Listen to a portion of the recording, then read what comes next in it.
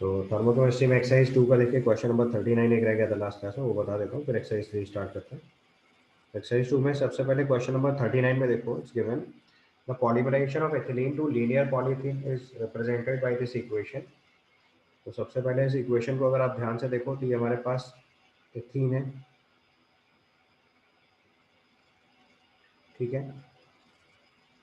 अब इस एथीन के अंदर जब हम पॉलीमराइजेशन करा रहे हैं लार्ज स्केल पे, तो आप जरा ध्यान से देखिएगा कि ये पहले एथीन था, इसका पॉलीमराइजेशन होने के बाद इस स्ट्रक्चर में ये रिपीटेटिंग यूनिट बन रही है। तो देखो कार्बन हाइड्रोजन बॉन्ड में तो कोई फर्क पड़ा नहीं, फर्क केवल कितना पड़ रहा है कि हमने एक पाई बॉन्ड यहाँ ब्रेक करा हुआ है, यानी कि carbon double bond carbon break किया हुआ है बेसिकली, और उस कार्बन डबल बॉन्ड कार्बन को ब्रेक करने के बाद दो कार्बन सिंगल बॉन्ड क्रिएट कर दिए। समझ आ पा रही है बात कि नहीं? सबसे पहले हमने जो दोनों कार्बन के बीच के डबल बॉन्ड है वो ब्रेक करा, फिर यहाँ देखो एक सिंगल बॉन्ड ये बनाया और एक सिंगल बॉन्ड इसके आगे बनाया। तो बेसिकली हमने एक डबल बॉन्ड ब्रेक करके दो सिंगल बॉन्ड फॉर्म किए, और ये चीज रिपीट होती चली जा रही है। समझ पा रहे हो या और सही से लिखूं? अगर ऐसे नहीं समझ पा रहे हो तो देखो फिर से पहले दो मॉलिक्यूल लिखो आप, तब आपको थोड़ा समझ आएगा।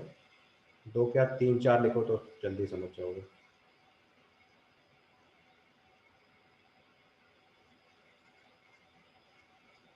देखो ये सिस्टम है जैसे आपके पास एथीन का, जो मैंने खाली वैलेंसी लिखी है वो सब एच समझ लो, मैं आपको पॉलीमराइजेशन करके दिखा रहा हूँ तो आप जल्दी समझ जाओगे।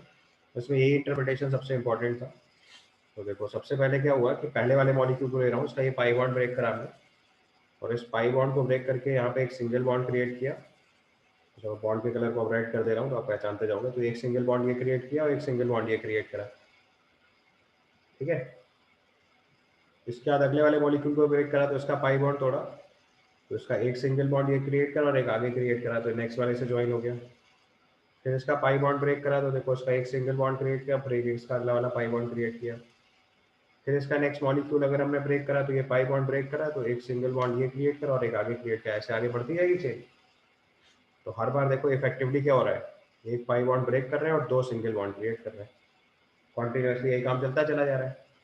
तो इसका मतलब थर्मोडाइनमिकल चेंज कितना हुआ कि एक पाई बॉन्ड ब्रेक करने की एनर्जी प्रोवाइड करनी पड़ेगी और दो सिंगल बॉन्ड क्रिएट करने की एनर्जी रिलीज होगी। तो अगर हम इसका एंथैल्पी ऑफ पॉलीमराइजेशन लिखेंगे, उसका अगर एंथैल्पी ऑफ पॉलीमराइजेशन लिखेंगे तो कितना हो जाएगा, तो उसमें लिखा हुआ है where polymerization of given given that average enthalpy is given, तो आपको पर मोल ऑफ इथाइलिन लिखना है। तो एंथैल्पी ऑफ पॉलीमराइजेशन पर मोल ऑफ इथाइलिन लिखेंगे तो इफेक्टिवली कितना चेंज हुआ, एक पाई बॉन्ड ब्रेक हुआ है और दो सिंगल बॉन्ड फॉर्म हुए। तो सी सी बॉन्ड की एनर्जी दे रखी है 331, इस पर डबल इतनी एनर्जी रिलीज हुई और इसमें से 590 एब्जॉर्ब हो गई। इतनी अमाउंट ऑफ एनर्जी नेट में रिलीज होगी, ये माइनस साइन लगा दीजिए लास्ट में। तो दो सिंगल बॉन्ड फॉर्म करने की एनर्जी रिलीज हो रही है और एक पाई बॉन्ड ब्रेक करने की एनर्जी कंज्यूम हो रही है। This is the net amount of energy. उसको सॉल्व करके आप डेल्टा एच निकाल लीजिए, आपको पॉलीमराइजेशन का प्रोसेस की एनर्जी आ जाएगी। तो उसको सॉल्व करोगे तो ये -72 किलो जूल पर मोल आपका आंसर आ जाएगा। उसके बाद आगे चलिए एक्सरसाइज 3 में। So now it is exercise 3 of thermochemistry. Exercise 3 में देखो बेसिकली पहले जेईई मेंस वाले क्वेश्चन ट्राई कर रहे हैं। सबसे पहले आपने क्वेश्चन नंबर 4 पूछा हुआ है। क्वेश्चन नंबर 4 में लिखा है the first ionization potential of sodium is 5.1 electron volt, the value of electron gain enthalpy of Na+ will be. तो देखो फर्स्ट आयनाइजेशन पोटेंशियल मतलब Na को Na+ में आयनाइज करा रहे हैं हम लोग, ये आयनाइजेशन पोटेंशियल हुआ, इसकी एनर्जी दे रखी है आपको 5.1 इलेक्ट्रॉन वोल्ट। अब आपसे उसने पूछा है value of electron gain enthalpy of Na+। तो electron gain enthalpy of Na+ मतलब Na+ में एक इलेक्ट्रॉन ऐड करेंगे तो ये सोडियम में गैसियस में कन्वर्ट हो जाएगा। तो उसका मतलब ऊपर वाली रिएक्शन की रिवर्स रिएक्शन है, तो उसकी एंथैल्पी कितनी हो जाएगी -5.1 इलेक्ट्रॉन वोल्ट। इक्वेशन रिवर्स करने से एंथैल्पी का साइन चेंज हो जाता है बस, ठीक है। उसका आंसर ए हो जाएगा। उसके बाद क्वेश्चन नंबर 6 देखिए। क्वेश्चन नंबर 6 में लिखा है the heat of combustion of carbon and carbon monoxide is given, the heat of formation of carbon monoxide पर मोल चाहिए। तो पहले कंबशन के लिए एनर्जी लिखो। तो कंबशन के केस में कार्बन सॉलिड की रिएक्शन ऑक्सीजन से कराई, CO2 गैसियस फॉर्म हुआ, इसकी एंथैल्पी दे रखी है -393.5। बाद में कार्बन मोनोऑक्साइड का कंबशन कराया तो CO प्लस हाफ गैसेस से CO2 गैसेस बनाया, इसकी इंथैल्पी दे रखी है -283.5। बाद में आपसे पूछा है enthalpy of formation of carbon monoxide निकालना है, enthalpy of formation of carbon monoxide निकालना है। तो जो सेकंड वाली इक्वेशन लिखी है, अगर इसका डेल्टा एच नॉट रिएक्शन लिखेंगे तो वैल्यू आएगी enthalpy of formation of CO2 minus enthalpy of formation of CO।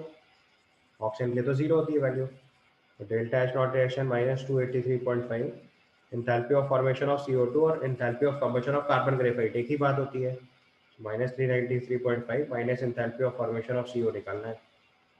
यहाँ से enthalpy of formation of CO calculate करके निकालेंगे तो this comes out to B -393.5 plus 283.5, this comes out to be 110,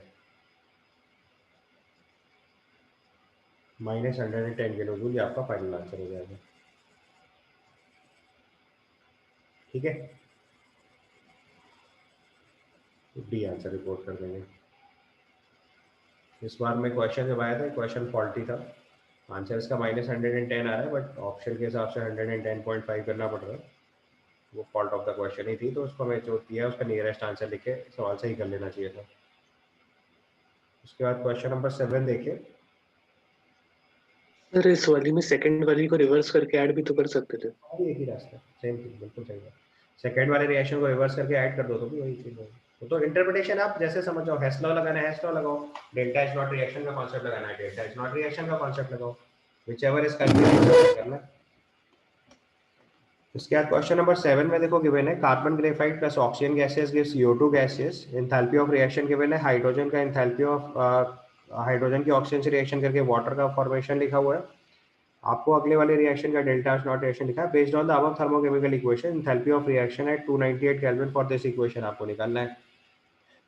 तो ध्यान से देखो, carbon graphite plus 2 hydrogen gases give CH4 gases, मतलब आपको एक्चुअली में enthalpy of formation of CH4 निकालना है। देखो अब दोनों रास्ते हैं, अगर ऊपर वाली इक्वेशंस को देख के आप नीचे वाली इक्वेशन बना लो किसी तरीके से हेस लॉ से तो भी काम बनेगा, वैसे नहीं करना है तो देयर इज वन मोर वे कि हम इंटरप्रेट करना शुरू करें। तो जैसे लास्ट वाली रिएक्शन जो लिखी है carbon graphite plus 2 hydrogen gases give CH4, ये enthalpy of formation of CH4 है। अच्छा, बीच में देखो एक इक्वेशन लिखी है हमारे पास जिसमें CO2 और वाटर की रिएक्शन कराने के बाद CH4 और ऑक्सीजन बना रहे हैं, मतलब वो एंथैल्पी ऑफ कंबशन का उल्टा लिखा हुआ है। हमारे पास इक्वेशन दे रखी है CO2 gases plus 2 water liquid give CH4 gases plus 2 oxygen gases. तो उसका डेल्टा एच नॉट रिएक्शन अगर हम लिखेंगे तो ये आएगा enthalpy of formation of CH4 minus enthalpy of formation of CO2 minus enthalpy of formation of water into 2। इसका delta H not reaction आपको दे रखा है 890.3, enthalpy of formation of CH4 आपको फाइंड आउट करना है। कार्बन डाइऑक्साइड का देखो formation जो होता है वो दे रखा है ऊपर आपको, carbon graphite plus oxygen gases give CO2 gases, ये CO2 का फॉर्मेशन है, ये -393.5, और वाटर का फॉर्मेशन भी देखो दे रखा है विच इज -285.8, तो माइनस ऑफ -285.8 इंटू 2, इसको सॉल्व करके enthalpy of formation of CH4 निकाल लीजिए, यही आपका फाइनल आंसर हो जाएगा। तो ये -74.8 हो जाएगा सॉल्व होके। ठीक है, फाइनल आंसर चेक कर लीजिएगा, enthalpy of formation of CH4 आपका सॉल्व होके -74.8 किलो जूल पर मोल आंसर हो जाएगा, बी आंसर लिख दीजिएगा। इसके बाद next question number 9। Question number 9 में देखो लिखा है two blocks of same metal having same mass and temperature T1 and T2 respectively are brought in contact with each other and allowed to attain thermal equilibrium. Thermal equilibrium का मतलब क्या होगा, दोनों का टेम्परेचर सेम हो जाएगा। तो देखो पहले हमारे पास एक ब्लॉक है जिसका मास m है, सेम मास है, टेम्परेचर T1 है। एक दूसरा ब्लॉक है जिसका मास m है, टेम्परेचर T2 है। बाद में इन दोनों को ब्लॉक्स को ज्वाइन करके रख दिया गया, थर्मल कॉन्टैक्ट में लाया गया सो दैट दोनों का टेम्परेचर सेम हो जाए, which is T and T। तो पहले इक्विलिब्रियम टेम्परेचर निकालेंगे। इक्विलिब्रियम टेम्परेचर मतलब एक ब्लॉक जितनी हीट लॉस करेगा दूसरे ब्लॉक ने उतनी हीट गेन कर ली। So two blocks of same metals having same mass and temperature T1 and T2 respectively are brought in contact with each other and allowed to attain thermal equilibrium at constant pressure। तो उसका मतलब एक block में जितनी heat loss करी दूसरे block को उतनी हीट गेन करा दो। तो हमारा फाइनल टेम्परेचर अगर T है तो पहले वाले ब्लॉक के लिए एम एस डेल्टा टी, उसका टेम्परेचर T1 से घट के T तक पहुंचा। दूसरे वाले ब्लॉक के लिए value M S delta T, T minus T2, temperature T2 से बढ़ के T तक पहुंच गया। तो ब्लॉक 1 ने हीट लॉस करी, ब्लॉक 2 ने गेन करी। तो यहाँ से इक्विलिब्रियम टेम्परेचर जो T आएगा that comes out to be T1 plus T2/2। That block is T1 plus T2/2। ये आपकी टेम्परेचर आ गया सीधे सीधे कि फाइनल टेम्परेचर कितना है। ठीक है, क्लियर है यहाँ तक? बस इसके बाद एंट्रोपी एट कांस्टेंट प्रेशर जब निकाला जाता है डेल्टा एस, अब इसका फॉर्मूला लिख लेना है आपको। This is Cp ln of T final by T initial होता है। Cp ln of T final by T initial होता है। तो ब्लॉक 1 के लिए अगर ये चीज़ लिखेंगे तो आ जाएगा Cp ln of final temperature is T1 plus T2/2 T1।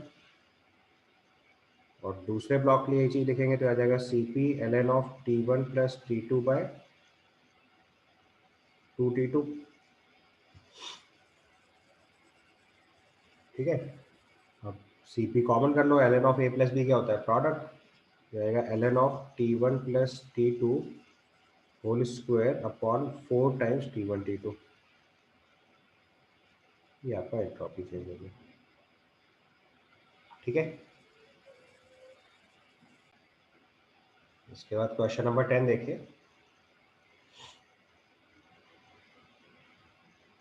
Question number 10 में लिखा है for the chemical reaction X gives Y the standard गिव्स free energy change depends upon the temperature as delta G not reaction is equal to 120 minus 3/8 T. The major component of the reaction mixture at T is, तो आपको पता है कि delta G not की जगह हम लोग minus RT ln of K equilibrium लिख सकते हैं बेसिकली। डेल्टा G नॉट की जगह minus RT ln of K equilibrium लिख सकते हैं। ठीक है, तो जब इस इक्वेशन में इक्विलिब्रियम अटेन हो जाएगा, उसका पूछा था major component of the reaction mixture at T is, आपको अलग अलग टेम्परेचर के साथ चेक करना है। तो सबसे पहले आप डेल्टा G नॉट की वैल्यू 0 प्रूफ कर लो। अगर डेल्टा G नॉट की वैल्यू 0 ले लेंगे तो इस केस में पहले T निकालो। तो जब आपका डेल्टा G नॉट 0 होगा, इसका मतलब इसका इक्विलिब्रियम कांस्टेंट 1 हो जाएगा। क्यों ऐसा होगा? क्योंकि आपको फॉर्मूला पता है delta G not is equal to minus RT ln of K equilibrium होता है। तो अगर मैं डेल्टा G नॉट 0 करा, इसका मतलब इक्विलिब्रियम कांस्टेंट 1 हो जाएगा उस कंडीशन में।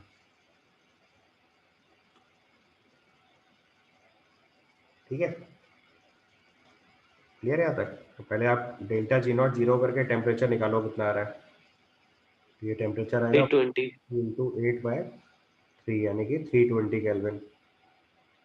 तो एट 320 केल्विन आपकी कॉन्सेंट्रेशन ऑफ Y जो है वो कॉन्सेंट्रेशन ऑफ X के बराबर आएगी। At 320 kelvin concentration of X जो है वो Y के बराबर आएगी। ये समझ आ रहा है? क्योंकि आपका इक्विलिब्रियम कांस्टेंट 1 है।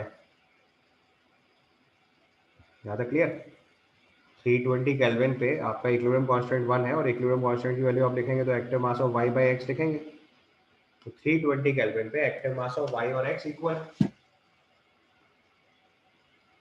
राइट? अच्छा, अब इसके बाद के टेम्परेचर चेक कर लो। तो 320 कॉन्सेप्ट समझ में आ गया। अच्छा, अगर हमारा टेम्परेचर सपोज करो 320 केल्विन से ज्यादा होगा,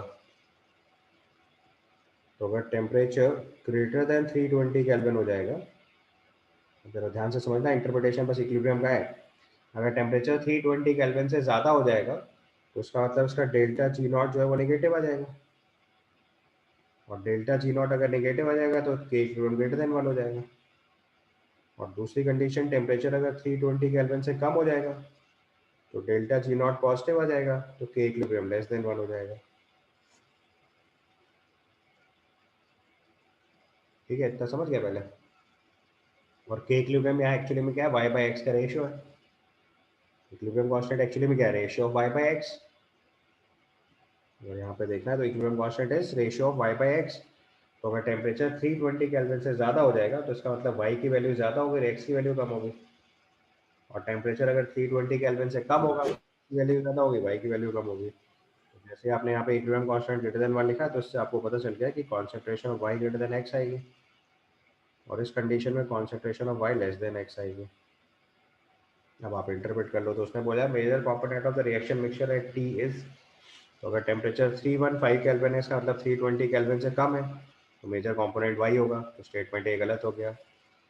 x if temperature is equal to 350 kelvin, यानी 320 से ज़्यादा ही टेम्परेचर है, ये भी सॉरी उल्टा कर दिया। पहले केस में टेम्परेचर 315 केल्विन है जो लेस देन 320 केल्विन है, तो उसमें मेजर कंपोनेंट x होगा, ये सही हो गया।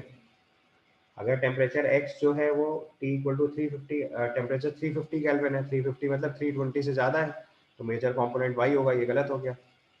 टेम्परेचर 300 केल्विन है, ये लेस देन 320 है, तो मेजर कंपोनेंट x होगा। और y if t is equal to 280, तो ये भी लेस देन 320 है, तो इसका आंसर क्या हो जाएगा? ये आगे समझ। टेम्परेचर लेस देन 320 केल्विन पे मेजर कंपोनेंट x होगा, और टेम्परेचर मोर देन 320 केल्विन पे मेजर कंपोनेंट y होगा। तो बी सी डी इनकरेक्ट हो गया, तो इसका आंसर फाइनली ए रिपोर्ट कर देंगे। ठीक, इसके बाद देखिए question number 11।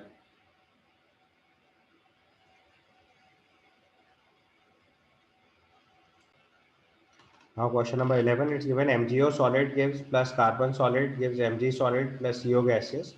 Delta H given है, delta S given है, is not feasible at 298 Kelvin. Temperature above which the reaction is feasible.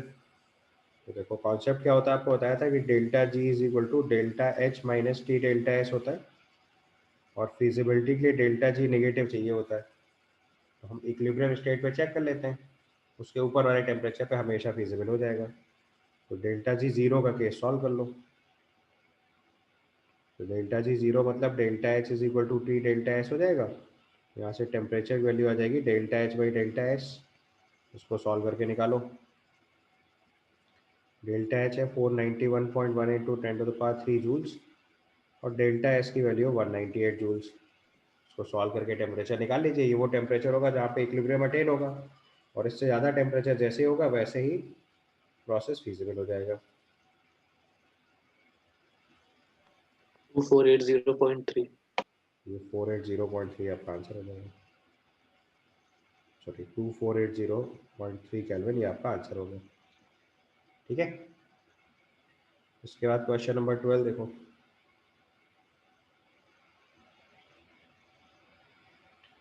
Question number 12 में लिखा है the standard reaction gives energy of chemical reaction at an absolute temperature T is given by this equation where A and B are non-zero constants. Which of the following is true about this reaction? तो देखो फिर से compare करना है इसको। Delta G is equal to delta H minus T delta S होता है। आपको इक्वेशन में दे रखा है ए माइनस बी टी, तो इसका मतलब इसमें जो ए है वही डेल्टा एच है। डेल्टा एच पॉजिटिव होता है तो रिएक्शन एंडोथर्मिक होती है, डेल्टा एच नेगेटिव होता है तो एक्सोथर्मिक होती है। तो अगर हमारा ए पॉजिटिव होगा तो ये एंडोथर्मिक होगा, और ए नेगेटिव होगा तो एक्सोथर्मिक होगा।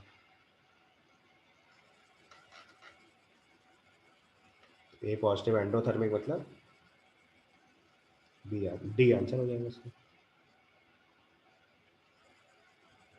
अगर ए पॉजिटिव होगा तो रिएक्शन को एंडोथर्मिक बोलेंगे।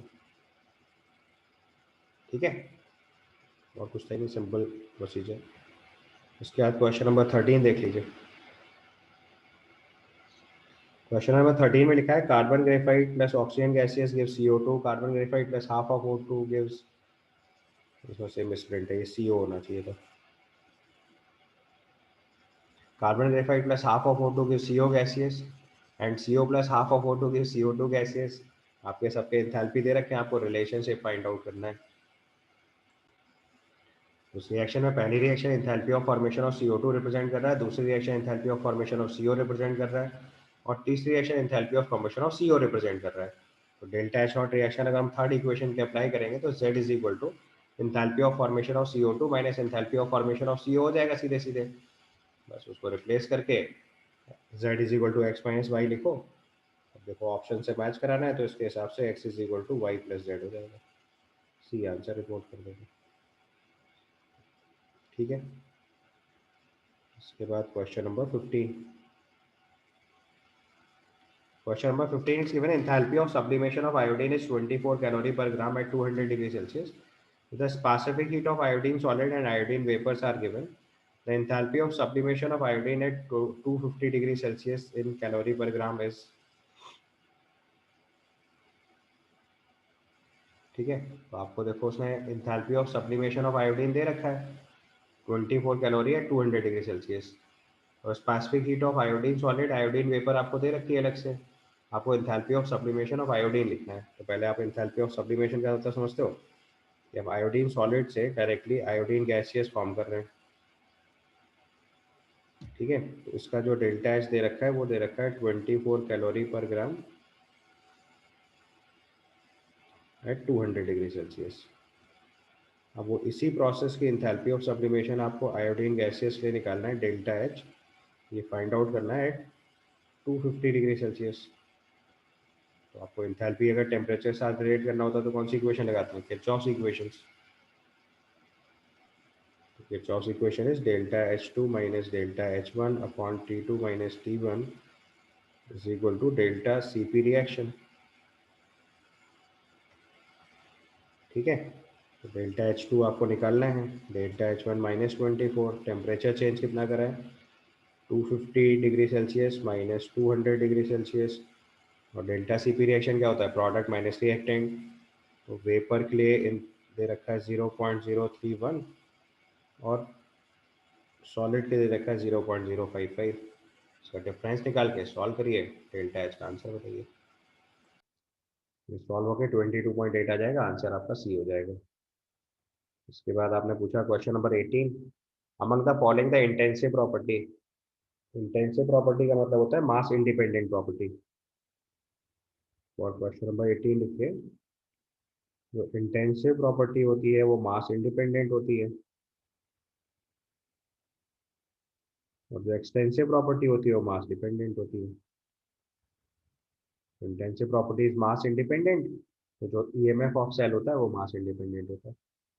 तो यहाँ पे आंसर लिख देंगे बी, इलेक्ट्रोमोटिव फोर्स जो सेल का होता है।